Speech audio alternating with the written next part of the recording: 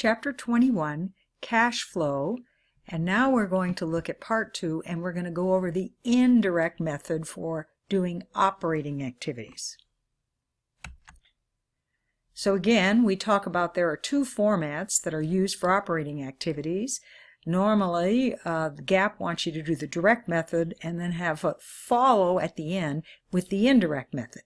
So we're going to go through the indirect method. We're going to do exactly the same problem that we did for the direct method, so we're still going to get the same answer of 404. So that's the thing to remember, regardless of direct or indirect, you should get the same answer.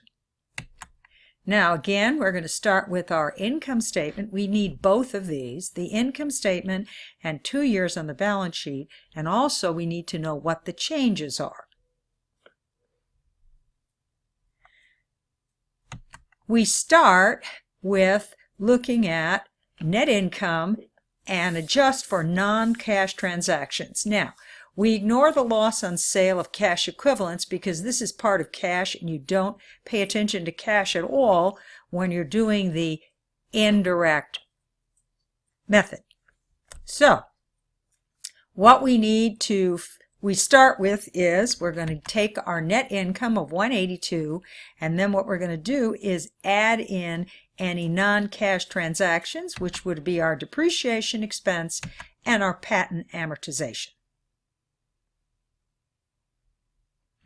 So we're going to take the net income and we're going to adjust for those non-cash items, and we're going to add them back in because they were subtracted out of net income, but we're trying to convert that net income to cash. So now we're going to look at changes in operating assets and liabilities, and this is our current assets and liabilities.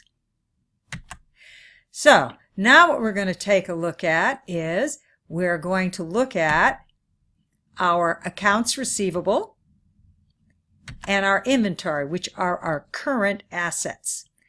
Remember, there is an inverse relationship when you're doing the indirect method with adjustments on current assets.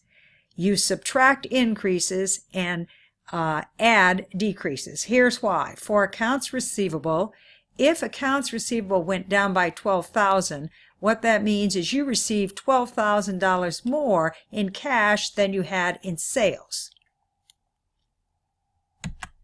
So here's what we're going to do. We're going to add in the decrease in accounts receivable and add in the decrease in inventory. Now we're going to adjust for current liabilities. Now again, this is different. Changes in current liabilities go in the same direction as the change. You subtract decreases and add increases. So we're going to add in that increase in accounts payable, subtract out the decrease in salaries payable, and add in the increase for interest payable and income tax payable. Now we're going to show those on our cash flow from operations. And we add that all up, we get that same answer of 404. So this includes an overview of how to do the indirect method.